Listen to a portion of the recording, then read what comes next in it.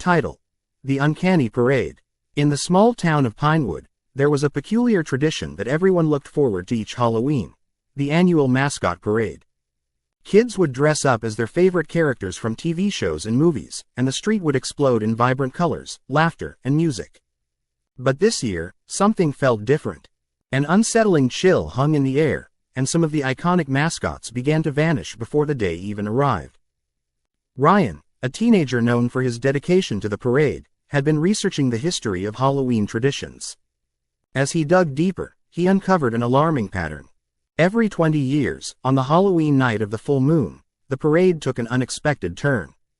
Characters from the old films and TV shows would materialize, but this time, they were not the friendly figures everyone loved. They were twisted, hungry versions of themselves.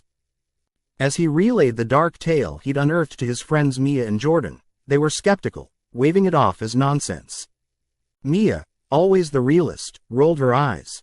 "Come on, Ryan. You're just freaking yourself out. It's just people in costumes." Quote, but Ryan couldn't shake the feeling of foreboding. He was determined to keep an eye on things. Halloween night arrived, and he wore his favorite costume, a classic cartoon character, vibrant and nostalgic. The streets echoed with laughter and chatter, but shadows danced unnaturally in the flickering street lamps, whispering warnings that no one seemed to heed. As night deepened, Ryan noticed that several of the larger mascots, like the furry blue creature from the beloved cartoon and the bright pink bear that had once been the life of the party, were missing. He wandered through the swarms of children, scanning the crowd, but found nothing. In an old abandoned theater that overlooked the parade route, he spotted a flicker of motion. Cautiously, he approached. Inside, the once colorful murals of characters now appeared faded and cracked, giving an eerie feel to the long-forgotten space. The air was thick with dust, and the atmosphere was tainted by time. As Ryan peered further into the darkness, he heard an unsettling rustle. With adrenaline pumping, he stepped forward. That's when he saw them. The missing mascots. Only they were no longer just figures of joy and laughter. The bear's eyes glowed a sinister red, and the cartoon character Ryan had adored was hunched and jagged, its teeth sharp and bloodied, as if they had been gnawing at something. Not just the memories of children, but something more sinister. "Help us!" they screeched, their voices an eerie blend of familiar and foreign. "We're trapped, and we want to play." Ryan stumbled back, horrified. The mascots were not there to entertain.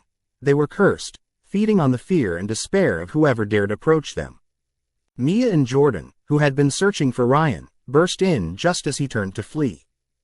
"What's going on?" Mia shouted, but before Ryan could answer, the mascots prowled toward them, growing larger and more menacing.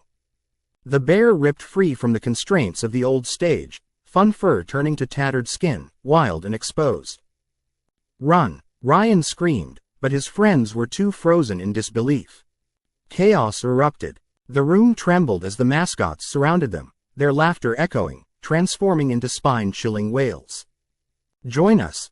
they cried, their voices blending into a terrifying chorus.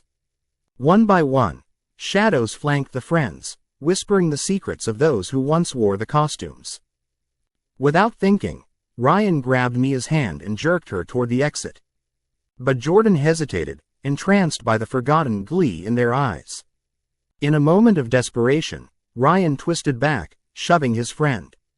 "No, they're not real. They're a nightmare." The mascots snarled, but Ryan broke free of their grasp. They lunged, shadows stretching across the floor like dark tendrils reaching for their prey.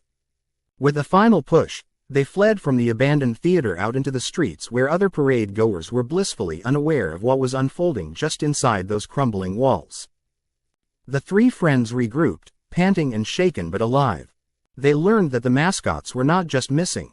They were chained to an ancient curse, eternally hungry for the joy and youth they had once possessed, a joy that had turned to ashes over the years.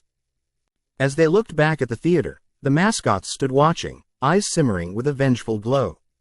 They had escaped for now, but their hunger would never die. The townspeople would celebrate again next year, but Ryan, Mia, and Jordan knew the truth lurking behind every mask and costume. That year, the parade would never just be innocent fun. It would be a sinister reminder that some characters should never come to life. And as they walked away, They couldn't shake the feeling that the mascots were watching, biding their time, waiting for the night they could join the parade again, but this time, they would be the ones leading it.